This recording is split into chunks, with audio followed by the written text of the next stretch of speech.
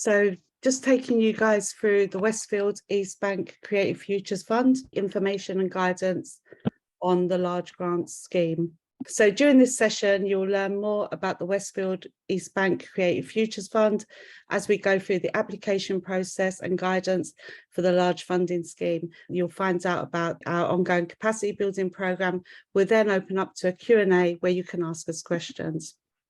So about the fund, in 2020, the Foundation for Future London, through funding from Westfield Stratford City, created the Westfield East Bank Creative Futures Fund. Over 5 years, the fund aims to invest £10 million into local East London communities. The fund aims to support exceptional individuals, local organisations and businesses in their drive to create jobs, learning, training and educational programmes through entrepreneurship, enterprise, arts, culture and innovation. In short, the fund aims to put funding, resources and support straight into local people's hands. Year 3 has been designed with the evaluation and feedback obtained from years 1 and 2 to ensure the process is accessible as possible, transparent, and it allows applicants to make informed decisions, follow a simple application process and gain additional support when needed. This year, the large grant scheme has a pot of £300,000 and will award 5 to 6 grants. So key dates for your diary: medium grants up to 15k, online application process. The applications opened on the 11th of July and they close on the 16th of September. Same for the large grants. But if you are applying for a large grant, you must speak to a member of the foundation team first to understand if it's the right fund for you, because it may be the case that you're going to be recommended to go for a medium grant. So please do check in with them first. So what they will fund, and you can apply for funding to cover project activities and staffing, running costs related to the project, the purchase of equipment you need to deliver your activities. They can fund a mixture of project activities, operating costs and organisational development, but all costs must directly relate to the delivery of the proposed activities. What the fund won't fund: expenditure of activities that have already taken place, religious or political activity. They will accept applications from religious organisations if they can clearly demonstrate the benefits to the wider community. They won't fund services that are a statutory responsibility, i.e. the responsibility of the council, government or local authorities.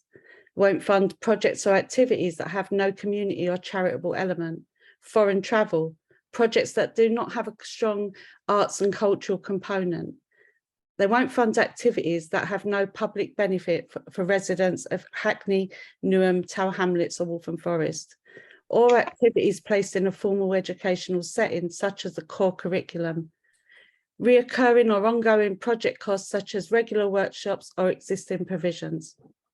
So they're the things that they won't fund. So at the heart of your project, there must be a core commitment to one or more of the following: employment opportunities.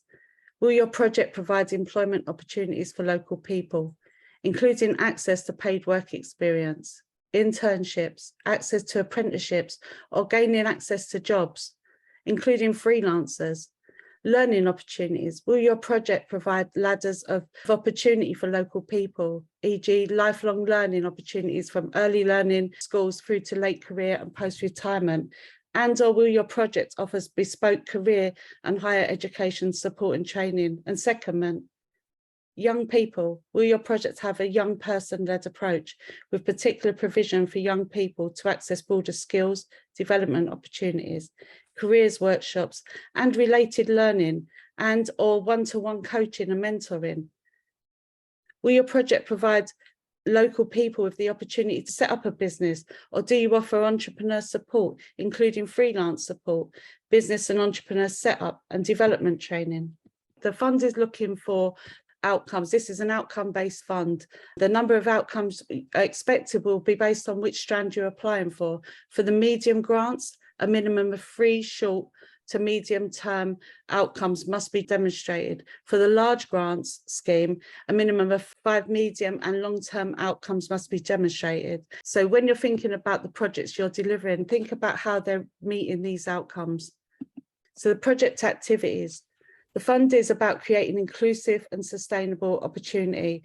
They're keen to back a range of activities and innovative ideas that drive the proposed outcomes. The Foundation for Future London is a strong advocate for the ability of creativity to enable levelling up of opportunities and to be a strong contributor to the local community. Therefore, they're keen to fund projects, activity that has origins in arts and culture, creative ideas, diversity, inclusion, intergenerational work, digital, creative, inclusive public realm or placemaking, community, business and startup, collaboration, COVID-19 recovery, education, and health and wellbeing. So the grant information, the medium grant, project duration is 12 months, and that could be like if you're doing a 10-month project or a 12-month, that's okay, but the project duration should be wrapped up within 12 months. The outcomes, as we said, minimum of 3 short, medium or long-term outcomes must be demonstrated. Schools, not-for-profit organisations with less than 1.5 million turnover, schools and East Bank partners are exempt from the turnover criteria. So if you're the charities and your organisations that are applying, they need to be underneath the 1.5 million turnover threshold. The review process, all applications are carefully reviewed and evaluated against the 4 key foundation themes, as well as a short, medium and long-term goals, expected impact, user and beneficiary group, and budgeted spend. Shortlisting will take place internally via the online system and by 3 team members. Final awarding will be decided by the Foundation Grant Assessment Panel, which includes the Foundation CEO and 1 or 2 of the trustees. Feedback will be given to all applicants. However, level of feedback will vary dependent on the stage of the process and the size of the grant you're applying for. If you're a school applying, you must evidence that the funding applied for will not be for the core school day. So it's stuff that's going on as part of the curriculum that won't be allowed with this grant. If you are applying for the maximum fund, you must have evidence why that amount is needed and where it will be used. If you have previously been awarded funding from the Westfield East Bank Creative Futures Fund or any other foundation grant programme, you are still welcome to apply for year 3 funds. However, you must be clear if this application is for a new project or an extension to the already funded project. Need for new project or additional funding must be evidenced by provision of an impact report from the previous project. So it'd be quite common for somebody who got a small grant last year to have established what works, what didn't work, and they might want to take that forward and apply for a medium grant this year. So the medium grant scheme pot is £200,000 and will award between 10 and 13 grants. So on the application, you'll have to complete the eligibility checklist and you'll have to provide further documents. But to be fair, you're going to be asked to provide them at a later stage. So if you've got government documents, risk assessments, be ready to submit them at a later stage of being awarded. So it's general stuff, name, email, organisation role, legal status of organisation, organisational turnover, FTE is full-time staff, and the year you were established. Does your organisation or project team identify as diverse-led based on the key people that are involved in the development and delivery of your project? The Foundation aims to prioritise support to organisations that are led by and the work that is developed and delivered with people and communities who are most affected in order to recognise the urgent need to address historical power imbalance between leads, creates and makes work. So if you are diverse-led, put that in here. Sometimes I think it's because you might be able to tick several of these boxes. If you tick the other box, you'll be able to add some details of any intersecting diverse backgrounds of your team members. So we've often found, like last year, we had several people from the LGBTQ+ community. They were also young people. They come from low socioeconomic backgrounds. So actually, if you put this in here, you can, if you tick the other, it gives you an opportunity to really tell the funders a bit more about you. So organisations, aims and values, well, it's 250 words. And as we'll share these slides after, but as the lead applicant, you're asked to describe how this work fits with the aims and values of you and your organisation. We would also like to hear about your previous experience and commitment to diversity inclusion, which is a really big thing for the actual funders. Note the foundation assessors will be particularly interested to hear how you involve, support and champion people with lived and learned experience to inform the work that you want to do through the planning, delivery and evaluation of your work. So I just put an example here to help some of you think about how you would write that and how you would demonstrate that. I've used the Chefs in Schools project. So I've said the Chefs in Schools project in partnership with George Green and John Cass Schools aligns with our organisation's aims and values around changing the food culture within the wider community. Both schools are in high deprivation areas with low engagement rates in hospitality and catering careers. At Chefs in Schools, we want food culture to be at the heart of our work within the education system, providing skills-based learning that leads to training and employment pathways for young people. Led, steered and delivered by lived experience, local community experts, notable chefs and qualified training providers, our vision involves striving for equal access to meaningful careers within the hospitality and catering sectors for working class communities. Chefs in Schools is a values-driven, inclusive charity that does not discriminate or recruit based on protected characteristics. Through recognition and celebration of one another's differences, we make it as easy as possible for all children and young people to take part in our programmes. When recruiting, our aim is to be as inclusive as possible and work with beneficiaries representative of our entire community. We know that East London communities are made up of many different races and cultures, as well as the disabled, traveller, LGBTQ+I and carers groups. Diversity and inclusion is embedded in our work, showing cultural awareness and sensitivity throughout. So in there, you'll see the statement. We talked about pathways to education. We talked about employing local people, lived experience leaders. We also talked about bringing in notable chefs and qualified trainers, about how the Chefs in Schools is a values-driven organisation. All of those things there are what the fund wants to see for organisations that they're working with. Additional support. This is a chance for you to, the funder, know if you need any additional support. If you want, that could be access support, it could be English is not your first language, literally anything. So if English is not your first language, say it here, and don't be shy to put stuff in here. Let the funder know, because they will absolutely get back to you if you've got extra support needs.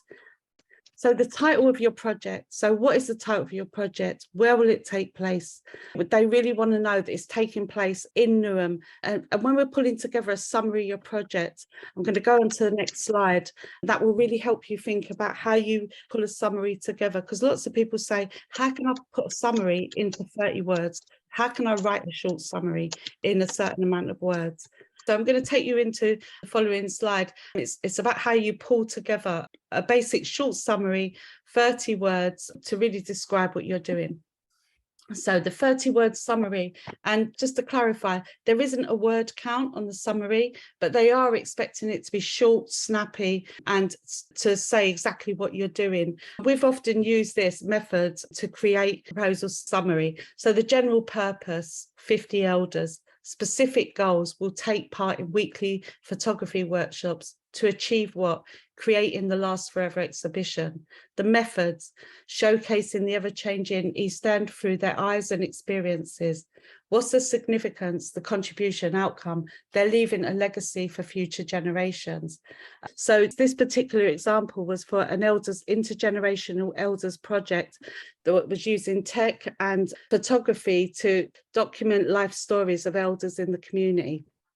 And so, as you'll see, if you use this method, points 1 to 5, it really helps you break down what you're trying to say. So we've said 50 elders will take part in weekly photography workshops, creating the Last Forever exhibition, showcasing the ever-changing East End through their eyes and experiences, leaving a legacy for future generations to come. So I think it's really important to really get your summary in a tight place. It provides a grant assessor with their first impression of your project. It reminds them of your proposal. They may glance at it, may glance at your summary when making their final recommendations. So it may be their last impression of your project.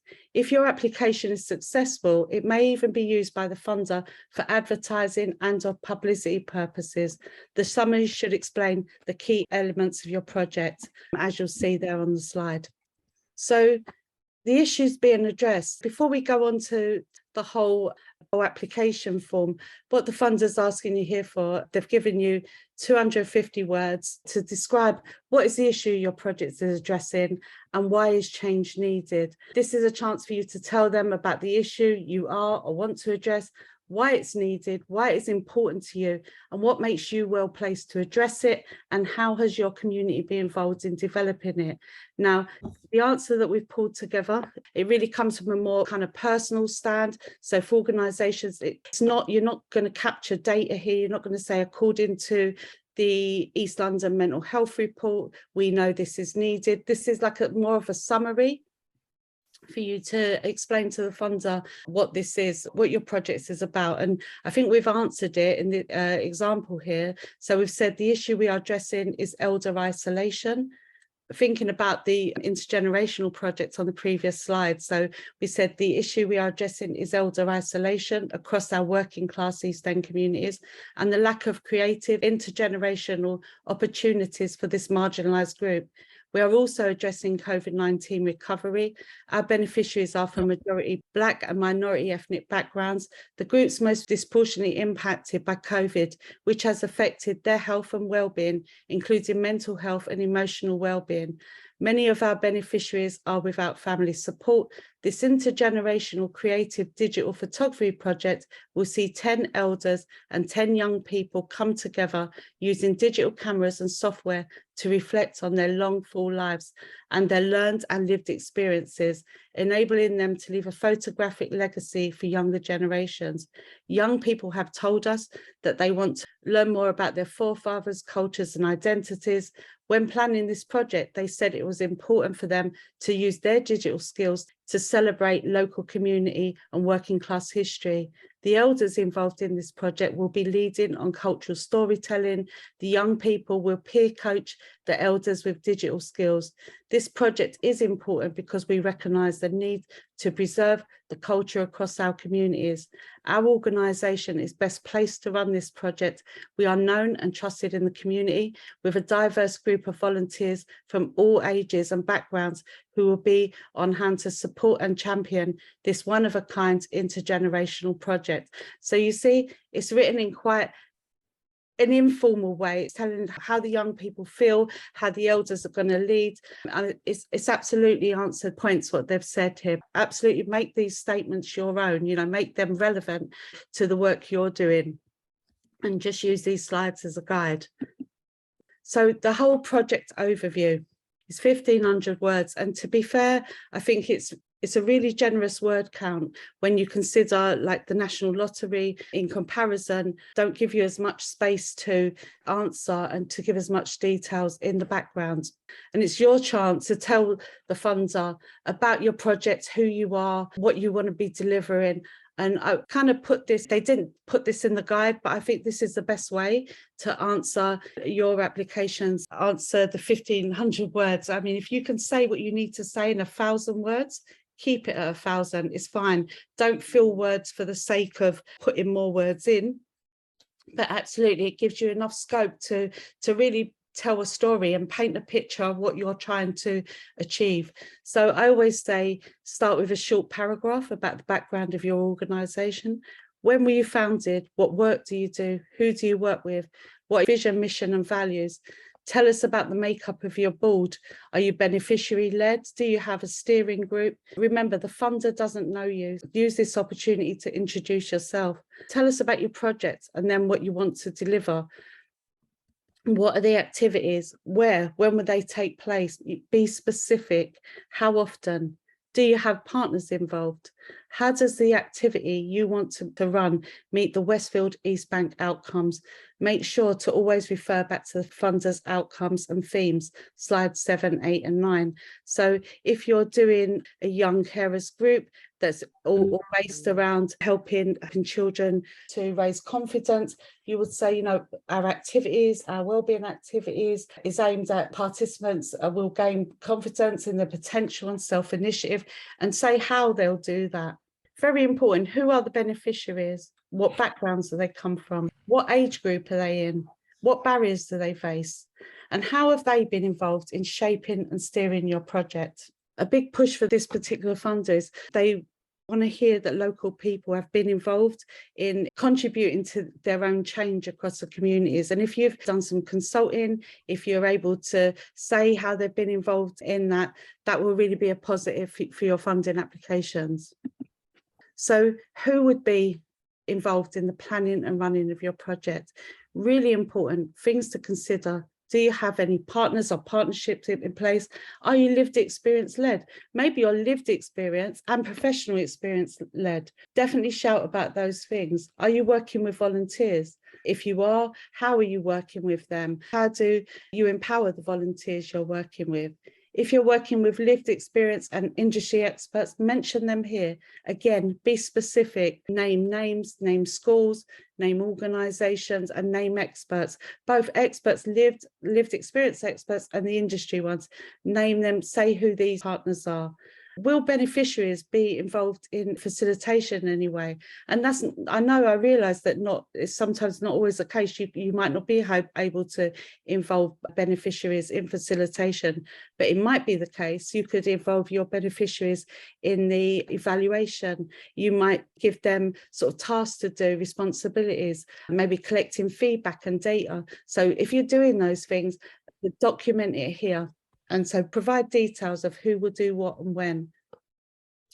Another thing to consider, how have you identified the need for your project?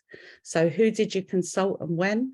Very important to get that in. You don't need to be when to the day. You can just say, we've identified the need for this project. We spoke to 30 school kids. They told us this. They said they wanted this. They preferred us to do it, to run the sessions on a Wednesday rather than a Friday. Just let them know how you've identified the need for the project and who did you consult. You can also refer to evidence, but this is really keeping it short, to the point of using really up-to-date current and local evidence. So for example, if you're running a young carers project, you might want to say legislation coming out next year is going to record all the numbers of young carers across schools in and around, well, it's going to be part of like the census, and they're going to collect that data. We are using information from that to help shape our project. So really snappy and stuff that's current. There's no point putting in this application talking about general UK policy or UK general stuff. Try to keep it East London based. If you can't get it East London based, at least keep it London based. That's really important here. Then to say, what are the outcomes of your project? So what we see or feel. What is the long-term benefit of getting involved or taking part in your project? How will it benefit the individuals you're working with or the wider community? Be specific here about the difference your activities will make. Base this answer on the funders' outcomes on slide 8. So what I always find helpful is, I'm a bit old-fashioned, I print off this guidance and then I also pull out the themes, the outcomes, and I have them when I'm writing any application. I have them in front of me, and as I'm answering my questions, I ask myself, have I met these outcomes, and have I answered all the prompts? And that really does help me when I'm writing applications myself. So I just wanted to pass that on. Longevity and sustainability. So what are your plans for the future? So what happens when the funding ends? And it's really about empowering the communities that you're going in to work with. So what happens? Will the children, young people you work with, will they get references that they could put on their LinkedIn profiles? Will they get portfolios of the work they've done? Will you have, I don't know, a Facebook page or a WhatsApp group? Or anything that kind of keeps momentum going and acts to put some longevity into what they've been involved in. Now, I know you've got safeguarding issues with children and stuff like that. So what I'm saying here, it might not be suitable for all groups that you're working with. But really do think about what happens when the funding ends. So you might want to create a piece of work, a magazine. Maybe future copies go on sale to fund your next steps and stuff. So really think about what's the longevity in it, longevity of opportunity, and how can you make what you're doing sustainable. And the final one is use remaining word count to wrap up with a powerful closing statement. Make it personal and creative. Remember, this is the Creative Futures Fund. You could include a beneficiary and partner quotes. So if you've done some work before, you might say, a beneficiary quote in there, why your work's important. And if you've worked with a brilliant partner before or some partnership stuff, get that in here. I think for the large grants, partnerships are key. I mean, medium grants, partnerships, yeah, it's important to pull some partnerships in, but for the large grants, it really is about partnerships and to make those equitable and fair, those partnerships. So when you're closing with a powerful statement, I think if you're an East Londoner, right, we are East London based, we're passionate about East London, we're passionate about bringing the opportunities that maybe our beneficiaries find themselves locked out of, and you're going to bring those to the forefront. So really wrap up with a powerful closing statement. You will be asked to provide a summary timeline of your planned activities alongside your project. Will involve engagement, outreach, workshops, evaluation. Just basically, it's a very simple project timeline. Project awareness. So how will you make local people aware of your project activity? Please outline how you have designed your approach to ensure the project is as accessible as possible for participants, e.g. digital inclusion, audience engagement, access requirements, safeguarding and risk to the participants. How will you make sure the people you want to reach know about what you're doing and how they can get involved? Think about, will you advertise on social media? What about advertising? Will you make posters? Will you, if you're working with schools, will you deliver outreach, taster sessions or assemblies? Who will you take referrals from? Who are these people and how will they be made? Will you consider any potential accessibility barriers, COVID, transport, access requirements, digital inclusion, laptops, tech, Zoom accounts, etc.? So really think about those things. How have you implemented safeguarding in the work that you do? Are your team trained in safeguarding? Do you have a safeguarding policy and lead? What could go wrong on your programme and how will you avoid and mitigate risk? So this is the section 3, organisation experience, 250 words. They want to know about your organisation's experience delivering previous projects and or other relevant experience to deliver this project. You also may want to tell us about the people and partners involved in your project and why you are confident in their ability to make the project a success. So for example, there might be some groups on here or organisations that haven't actually delivered the projects that they want to deliver before, but you might have people leading on those projects who absolutely are experienced in delivering projects and their background. So I would absolutely say shout about those people where you answer this question.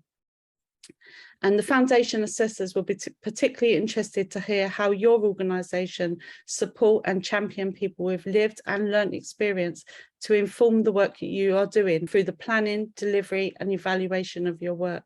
This is your chance to demonstrate to the funder that you're a credible organisation with a track record of delivering impactful work.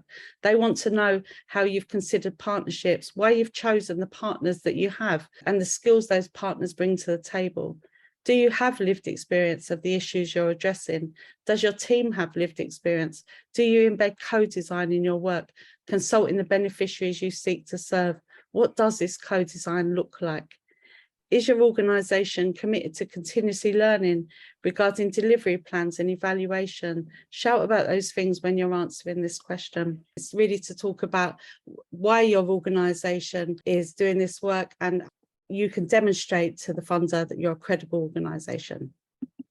So previous engagement. So on here, it gives you the opportunity to tell funder about whether you have previously worked with or had engagement with the foundation or any of the East Bank partners. Provide details of this and any connections you have and why you may have chosen to apply to the Foundation for Future London to fund your work. Now, you don't have to have engaged with the foundation or the partners to be considered in a more favourable way. Absolutely. If you haven't worked with the funder before, you can talk about you really want to engage with the foundation and the partners and tell them that that's what you want to do, and you can put some quotes in here. And if you haven't, don't worry, now is the time to make that connection. Tell us about any plans or ideas you may have about working together now or in the future. I think it's really important to use this opportunity to, if you want to work over in and around the Olympic Park or anywhere there, or any of the East Bank partners, say it here and say that you'd love to follow up with the foundation and really get them involved in your project. Because I know from last year, the foundation, a few people got in touch with them. They were part of films, they were part of the admin and comms staff. So they really got some stuff out. The comms team got some brilliant stories out. It's now those people are going on to apply for slightly higher grants now this year. So they've really built that relationship, and they didn't know the foundation beforehand. So monitoring and reporting. You'll be asked, how will you monitor the quality of the learning? What tools will you use to collect evidence? How will you share your learnings post-completion? I think, you know, whatever projects we're doing, some people mentioned last week that the answering the monitoring questions are a bit of a chore. But I think if you can embed it into your organisation, embed it into your projects right at the beginning, like have these things in place before you're even starting, know what you're going to measure, know what you're monitoring, and have those systems in place. It'll be so much easier for you to go on. And we've put an example answer in here, but actually make these answers your own. And like I said, it doesn't work for everybody, but this is an example answer. Monitoring, measuring, and evaluation are deeply embedded in our work. We understand the significance of accurate monitoring and know how important it is to identify and have the systems in place for what we are going to measure at the start of the programme. We will collect data, record observations, and use note-taking, questionnaires, baseline measurements, and record the distance travelled. Feedback will come from project beneficiaries and also the schools and individuals we work with. We will also use photographs and film and share our journey on social media. After each session, the participants will provide detailed feedback. We will have one-to-one time with the participants throughout the project. This will enable them to discuss any issues they're struggling with. It will also be an opportunity for us to gain further feedback. At the end of the project, we will compile a thorough evaluation, including input and case studies from the participants, including the distance they have travelled. It will cover what worked well and what could be improved. This will help us learn and shape future projects. This approach will also assure the schools and volunteers supporting us that we value their input and that we are a trusted organisation that does exactly what we say we are going to do. We will share the evaluation with our stakeholders and supporters, and we'll also publicise the evaluation online to share our learning with the wider community and others that may be interested in our work. Now, that is, if that works for you, absolutely use some of this. I mean, you might be working with a specific group where you can't get photographs on social media. No one's expecting you to meet all of these points here. I've just given you an example of some of the ways that you can answer this question and get your participants also involved in the evaluation. And if you were struggling maybe to answer how your participants would be involved in some of the earlier questions, maybe this is a question where you can really say that they're going to collect data. You know, maybe like I know some young people's projects that they've had their young people collect the stuff for the YouTube channel or the Instagram posts, or someone will lead on that kind of stuff. Think about how you can involve the people you're working with and to give them roles and responsibilities in the work you're doing. So section 3, consortium partnerships team. This is an extra 250 words. Tell us more details about the people involved in your partnership team, what their anticipated role will be in the project, and your approach to collaboration. It's important that partnerships are equitable and underpinned by inclusive values. So saying that if you're going to work with particular partners, if one group is getting paid a lot more than the other group, you really want to think about making that fair and equitable, and how is your work that you're doing underpinned by inclusive values. And it's around treating people respectfully, paying people respectfully, and valuing the partnership and everything that comes with it. It might be the case that you've got a big film company and they're really well off, and they are contributing their time and they're giving their time to the project, and that maybe you're a grassroots charity that's running projects. You don't need to make sure that if the film company wants to gift you their time, I mean, that's great. But if you are a real grassroots charity and you're thinking, I've got to pay them the exact amount, I think, really think that through and look at what that partnership looks like. Section 3, learning achievements. What do you hope to have learned or to have achieved by the end of your grant? And how do you intend to ensure a legacy for the work beyond a grant? You can use any example there. I think really, what do you want to have achieved? And I would tie it back. I think keep this kind of statement. Remember the themes that you've gone for, whether that's young people, business support, lifelong learning, entrepreneurship. Think about that, and think about tying in this answer with some of the learning achievements from the outcomes that you want to pull together in how you answer this question. Risks. Now, every project comes with a risk. They're asking you to provide a list of at least 3 risks you could see in the delivery of your project that could potentially affect your project, and how you aim to mitigate these risks. And that, again, it's your project. So yeah, list your risks in there. Supporting documentation. Now, you don't have to send an impact report or case studies or a write-up, but if you've, as the earlier slide said, if you've received funding in a previous round, they are expecting you to add an impact report of how that project went and to attach it here. If you haven't, if this is the first time you're applying, maybe you've got case studies, however that looks like, it's your chance to add something engaging here. As we said, the large grant, you need to check with the member of the team, because they will only accept applications for large grants from organisations who have discussed their project idea with the foundation in advance. Need to ensure you speak with a member of staff at least 10 days in advance of the deadline to ensure your eligibility. And as well, it might be the case that do this sooner or later, because it might be the case they might say to you, we don't think you're right for a large grant at the moment, but we would suggest you go for a medium application. Don't leave it to the last minute to get in touch. The rest are tick box answers. You'll be asked some tick box answers: funding themes, support areas, project outcomes, beneficiaries, age of beneficiaries, and user groups. Engagement plan. You'll be asked for a simple estimate. So you'll be asked for some numbers, individuals that you're expecting to see and engage with your project. You'll only be able to give numbers as a response. So use this question below to explain how you reach those numbers. Now, I know some people say, well, I'm only working with 15 kids, or I'm only working with a small group and it's quite an intimate project. But actually, if you're putting stuff on social media, if you're putting stuff on a YouTube channel, think about those engagement numbers, and you'll have the opportunity to explain it here. So use this space to provide some further details, explain how you've determined the work that you're doing with the specific beneficiaries, number of beneficiaries outlined above. Be realistic with your engagement estimates and explain specifically how you do this in the engagement plan. In addition to outlining the number of physical activities and engagement, consider other avenues of engagement. For example, as I said, will you be reaching audiences through social media?